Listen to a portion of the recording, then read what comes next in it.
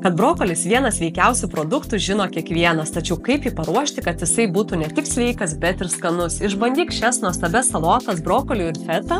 Tau reikės brokolio žiedelį įdėti į vandenį, pavirti 2-3 minutės, kol jisai truputėlį suminkštės, bet nepervirti iki šviesiai žalios spalvos. Ir tada į smulkius žiedelius dar truputį pasmulkinti, įdėti smulkiai supjaustyto mėlynojo svogūno, feta sūrio, kurį smulkiai papjaustyti arba tarp rankų tiesiog gabalėliai sulaužyti, užberti truputį druskos, alyvuogių aliejaus ir balzamiko padažo.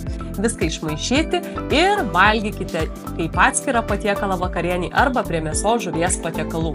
Nuostabus, greitai paruošiamas receptas, kuris patiks jūsų šeimai. Patiko šis receptas? Spausk like, rašyk komentare patiko, dalinsiuosi su tavimi daugiau receptų. Nori išmokti gaminti sveikus, skanius, greitus patiekalus? Aš, maisto technologė, dietistė, tave galiu išmokyti. Nuostabus kursai tavęs laukia jau netrukus. Prašau, tavęs registruokis į šios kursus ir junkis prie mūsų sveiko maisto gaminimo kursai su Raminta.